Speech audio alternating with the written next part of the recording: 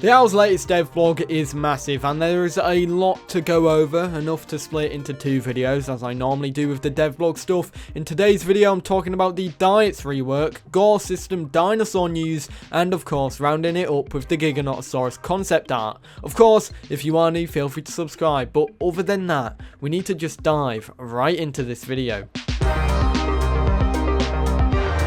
Let's start with the diets rework. We get a deeper look into the diets rework as told by Felipe in this devlog. Straight away, we were told about this, stating that the new diets improvements are also almost finished, or pretty much finished at that. As of right now, we are currently testing the slot combinations in order to find bugs, but also trying to steer away from any meta builds that could be coming from this system, which is what they have said. They have extended the penalties for dinosaurs that neglect their diets as well. Essentially, there are also some positive stuff as well for you if you do not neglect it. However, if you do, they will become malnourished, which leads to your dinosaur being significantly weaker. And of course, as they go, the debuffs are a lot more aggressive than in previous iterations of this system. But the positives are also far greater in this new system as well, because there is a wide range of variety combinations. A good example of this is if you want to go into a specific stat, you could essentially fill your 3 nutrient slots with the same nutrient, which will give you one hell of a buff towards that stat. If you vary your diet with more than one type of nutrient, you can be granted a multitude of additional benefits as well, including a higher growth rate.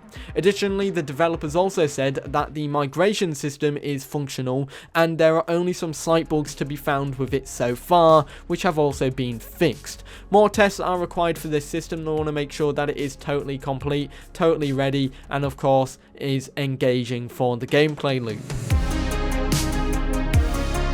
Some talk about the Gore system from a variety of developers here, including both Kiss and Kitten and DMIV, mentioning some stuff. So let's get into DMIV stuff first. Essentially, the Gore system will bring changes to scent. Corpses now have a wider detection range for scent. The detection range scales depending on how decomposed the body is. Essentially, the more decomposed it is, the further away you can smell it, which means if you're staying by a body for a long time, as it gets more decomposed, more carnivores will be able to smell it. However, some carnivores will be able to smell corpses at any stage from further away than other dinosaurs. A good example here is Ceratosaurus being able to sniff corpses out from very long distances. We also get some additional talk from Kiss and Kitten at the end of the devlog as well. Gore is moving nicely, with the final assets about to replace the proxy assets, which is stuff that we've already seen. Carnivores will now be able to feel like they're feasting upon their prey in a much more dynamic way than ever before, which paves the way for flesh, organs and bones to have unique diet implications for each dinosaur, because some creatures will be getting more from other types of flesh, like different organs, compared to other dinosaurs. There are also new blood video effects that are currently being implemented that will start making attacks and eating flesh a lot more visceral overall.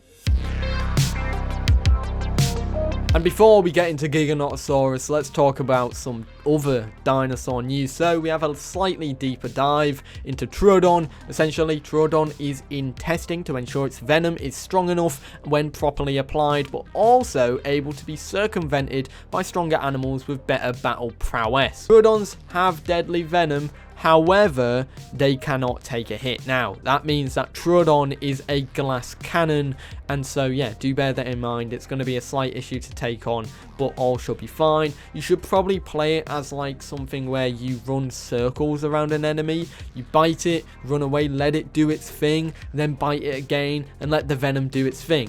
That kind of thing. Or in a pack. As a pack of Troodons, you'll probably be doing a lot of damage. That being said, use your venom to your advantage. Don't just try and brawl it out with the dinosaurs. That being said, speaking of dinosaurs, we also have Baby, which has gotten a lot of attention lately. New attacks and polish for its movement.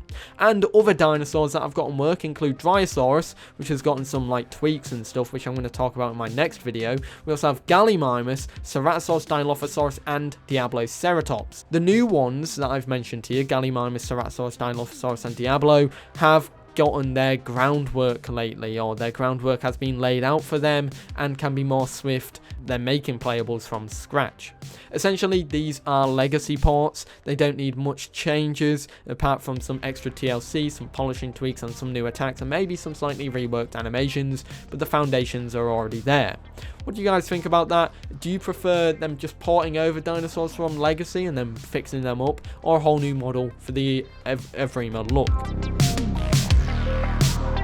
And here we have the Giganotosaurus concept art. This is pretty cool. We've got quite a bit here to showcase, quite a few slides. Let's start on the top. Firstly, we have a pair of Giganotosauruses going for a sauropod of some kind. It could be a Brachio, could be Giraffatine, I'm not too sure. It could be even Pew. I don't actually know what sauropod is going to be in Evrima, especially a big one. That being said, the best look here is that one, I think that there is a claw of some sort, maybe a Giga claw. I'm not too sure. It doesn't look like it. However, the Giga is biting the toe of the sauropod, which indicates maybe you'll be able to lift the legs up of sauropods and kind of harass them that way. But the main focus here is these gashes on the sauropod, which indicates that maybe Giganotosaurus will be getting some kind of flesh tearing or gnashing bite, which will do quite a bit of bleed, maybe something like that, or maybe a high bleed yielding bite. We move on here to two Giganotosauruses fighting. It looks like they've been biting each other's faces due to the scars on their face. However, this one here is pushing into the other Giganotosaurus. Now, I don't know much that you can defer from this, or I keep saying that wrong, and someone quoted me on that, and yes, I know I'm saying it wrong. It's not the right infer. That's it. I believe you know what, as I record, it just comes off my dome, and sometimes I think faster than I speak. But that being said, yeah, this is an interesting one. There's not much that I can really take from that, but we here have a Triceratops, which is very much dead, being eaten up by a Giganotosaurus. Now, there is a pair of compies here, I've just noticed, under the leaf, but it looks like the Giganotosaurus is tearing flesh, as in skin, off of the Triceratops. Maybe the Giga likes to eat skin. Maybe it's a skin eater, but we can also see that some specific organs have been pulled out here, the intestines as well. Maybe the Giganotosaurus is a dinosaur that likes a specific organ, will dig in, get it, and then maybe eat some skin as well. We're not too sure. That being said, we're going to work from left to right here. Of course, this is an interesting one. Two Giganotosauruses, once again, attacking a Shantungosaurus. Now, look at the concept art for the Shant. It's covered in blood. It's missing flesh. Look at it. It's bleeding out. If it is a bleed damage based attack, it's going to be doing very well. But there's another thing. Giganotosaurus or all carnivores might be able to tear flesh off of other dinosaurs while they are still alive, because look at this. It's missing half of that flesh on the tail, a big chunk from its leg, maybe a bit from its foot, and a big chunk from its side. So yeah, Giganotosaurus will probably be able to tear chunks off of dinosaurs and then let them bleed out, which, if this is an indication to what the Gore System is going to be like, I'm all for it.